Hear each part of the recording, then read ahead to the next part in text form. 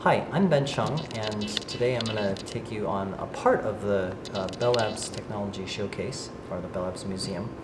You can check out my other video where I go through the whole Bell Labs Museum, the showcase. But today we're just going to focus on one piece of it.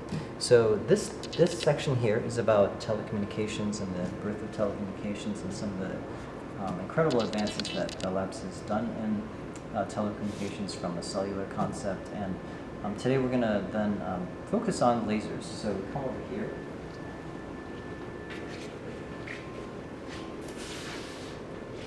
So lasers first have their start in the form of masers. So they start with a microwave amplification of the stimulation of radiation.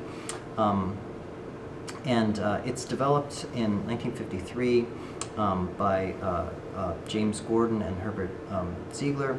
But the principle inspires how the laser gets developed, and I'll explain how the basic laser works. So in a laser, you have what's called a medium, and here in this case it's a ruby crystal. So it's a solid medium, and what happens is there's a xenon flash lamp that's powered by an electric supply, and that flashes and injects energy into the system. And these are ruby atoms. The green things are ruby atoms. They get excited, and then what happens is the photons kick the energy that's injected into the ruby atoms causes those ruby atoms, the electrons in the ruby atoms, to go up to a higher energy state. So the photons that get injected from that flash lamp kick the electrons up to a higher energy level, and what happens is a few milliseconds later, those electrons relax back to what's called the ground state, and when that happens, it emits a photon. Now, due to quantum mechanical effects, the photon that gets released is exactly a clone of the original photon. And that's why all of the photons that come out of this are all at the same frequency. So what happens is that photon that gets spit out kicks and excites other ruby crystals, and that cascade of excitations is called stimulated emission. So what happens is actually all of the light is coherent, and all of the photons that get stimulated are all at the same frequency. And that's what makes lasers so effective. So putting it all together, there's an absorption aspect of it. The absorption causes the flash lamp causes it gets absorbed, it kicks the electron up to a higher energy state. It relaxes back to a ground state, and that emission of another photon is called spontaneous emission. The original photon is there, and more photons get created, and that's called stimulated emission. That's the basic idea of how a laser works. So you then what happens is in the laser itself there are then mirrors so that those photons bounce back and forth, creating more and more photons, and then they're let out at one end, and as a beam of coherent light. So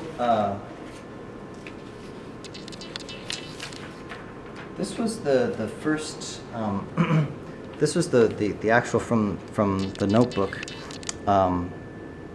of Gordon Gould, who basically he coined the term laser. So you see here, this is the text. He wrote some rough calculations on the feasibility of a laser, light amplification of a stimulated emission of radiation, conceived of a tube that's terminated by optically flat. So you can see the actual his lab notebook where he talks about the laser. So today, I think lasers are in so many different applications. We'll talk about that in a second, and we'll see some of the interesting displays here that are in the showcase. So we see here this is the first the thing in the showcase about masers and lasers. The first solid state maser The microwave amplification of the simulation of the emission of radiation was built in Bell Labs in 1957, based on the work of Charles Towns at Columbia University. Maser technology spurred a 1958 proposal by Towns and Bell Labs researcher Arthur Charlau to apply the same principles to light amplification, and that resulted in a laser which revolutionized not only the communication industry, but also materials processing, optical scanning, medicine, energy research, and surveying. Bell Labs eventually developed hundreds of types of lasers for use in science, telecommunications, and industry. So, so now there are many different kinds of lasers. We talked about lasers that are the ruby crystal based on a solid, but you can also have gas lasers where instead of kicking up electrons to a high energy state, they go down to a ground state and a photon is kicked out. You can also, the same sort of principle applies to a gas. But not only that, there's many kinds of lasers. Gas lasers use like argon, krypton, helium, neon, and they emit light in the visible spectrum from 300 nanometers to 10 micrometers. The solid, so there's lasers that are based on gases, solids, and liquids, okay? And semiconductors is a type of solid state laser, so also a solid. Ruby, we talked about the ruby, lasers, and those produce, again, light in the visible spectrum from 280 nanometers to 3 micrometers. There's metal vapor lasers based on gold and copper, again in the visible spectrum from 220 nanometers to 620 nanometers. The Excimer, which is a combination of a noble gas and a reactive gas, such as argon, krypton, and xenon, with fluoride and chlorine. That produces light in the ultraviolet range from 10 to 400 nanometers. And then liquid-based lasers, Steblin and Curine and Rudinium, with producing light in the visible spectrum for 400 to 750 nanometers. And then semiconductor lasers like gallium arsenide and cadmium sulfide and indium phosphide, zinc sulfide, which produce light in the infrared range. So you see, like, over time, people have developed all sorts of, once you have the basic concept, a lot of variations on lasers have been developed over the years for lots of different applications, because they have different different lasers have specialties in different spectrums. So you see here that these dye lasers are in the visible light here from 400 to 700 nanometers. Excimer lasers are down here in the ultraviolet, and then infrared lasers out here with the semiconductor type lasers.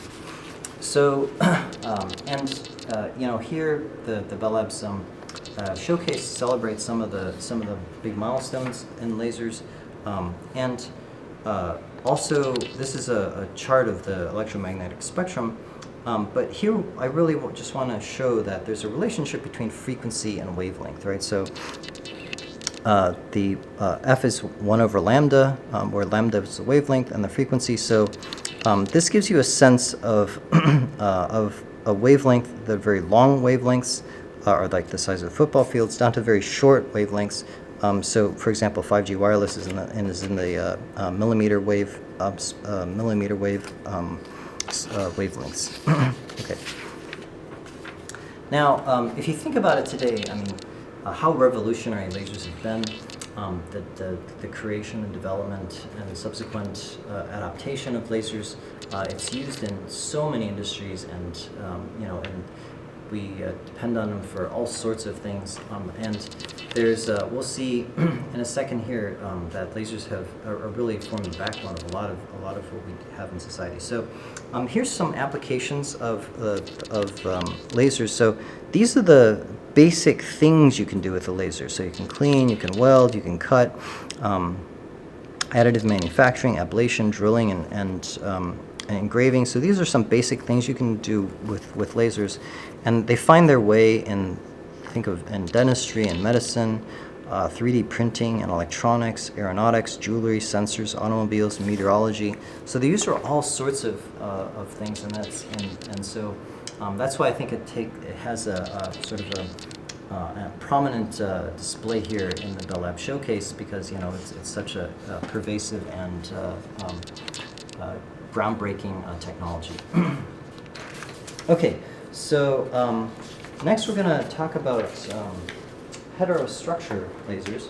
And a heterostructure laser, now in 1947, and we talked, if you look at my other video about the entire Bell Lab showcase here, one prominent thing I talked about was the transistor.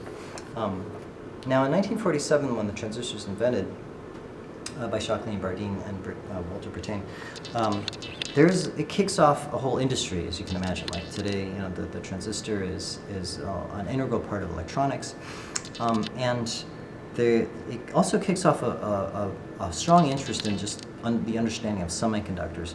And semiconductor lasers is also the foundation of a kind of laser. So here we see what's called a heterostructure laser. It uses two semiconductors sandwich a different kind of semiconductor. So in this case, we have what are gallium aluminum arsenide, which are formed the guides here, and then there's something called an active region where the laser comes out. So gallium arsenide sandwiches the aluminum gallium arsenide, which forms what's called a band gap.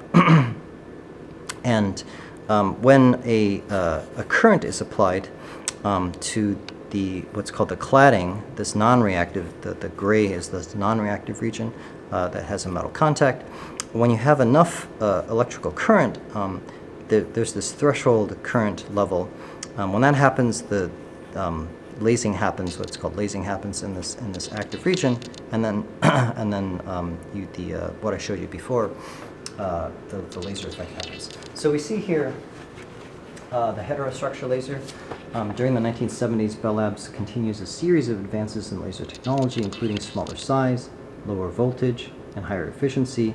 And one of these advances is the heterostructure laser developed by Morton Panish and Yuzuru Hayashi in 1970.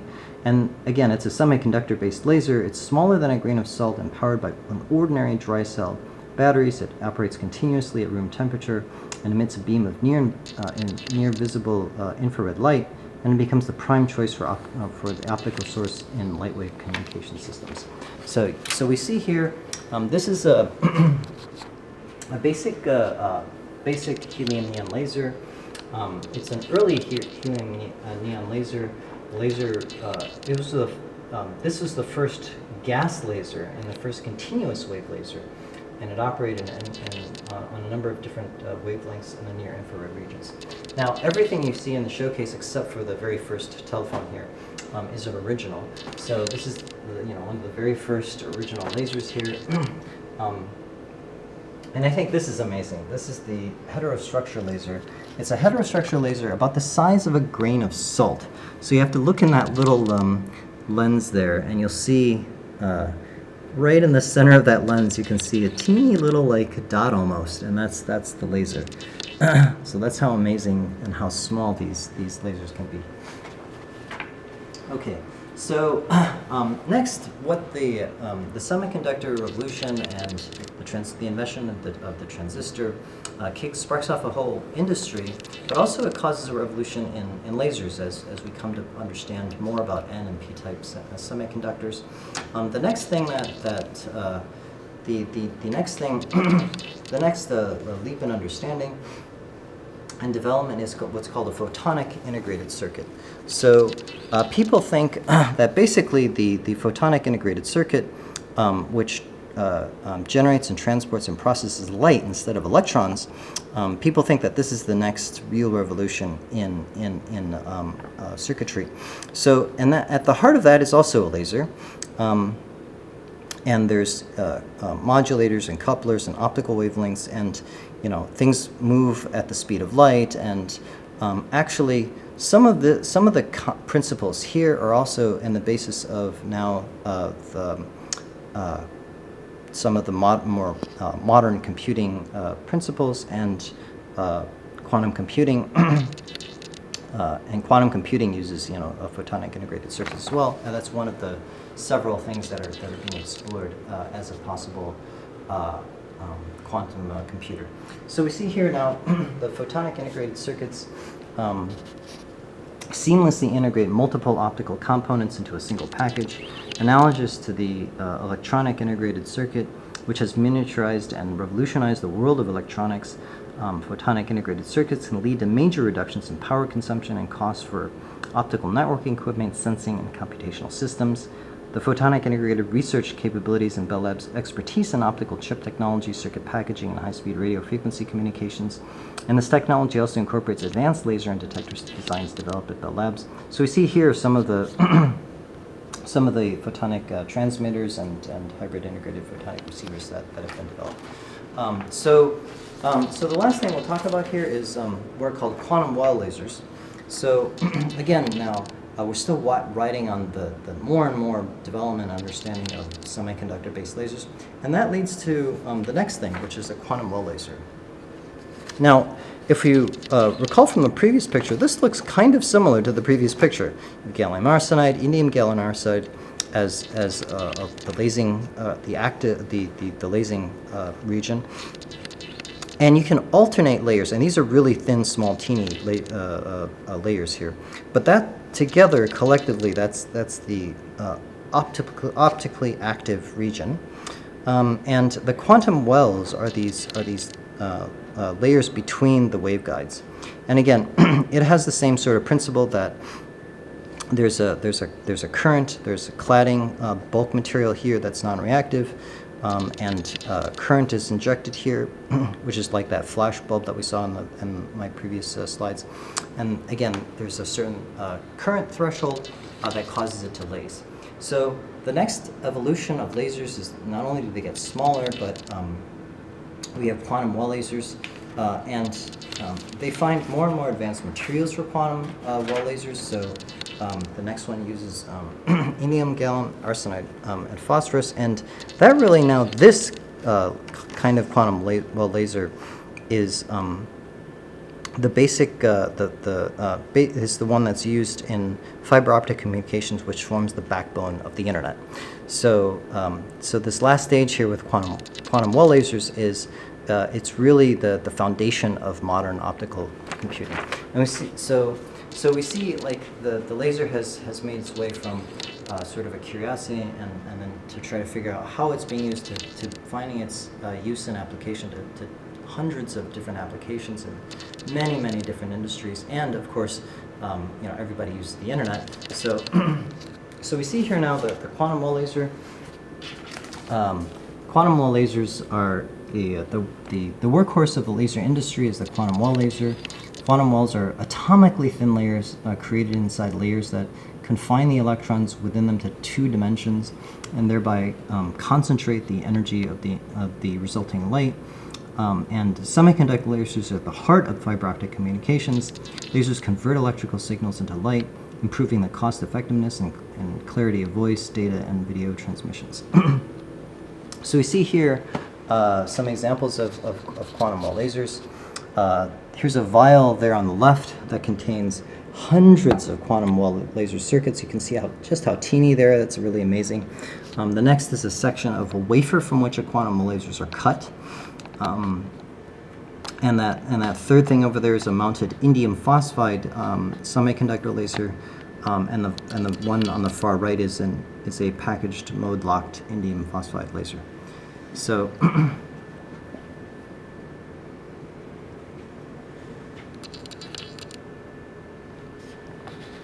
all right, so I hope you've enjoyed this installment of the Bell Labs Showcase Museum video. Be sure to, of course, check out the basic Bell Labs Showcase tour, where I talk about at a high level all of the displays here. In future videos we'll zoom in on a particular section and dive in and learn more. So thank you, I'm Ben, and I hope you enjoyed the video. Have a great day.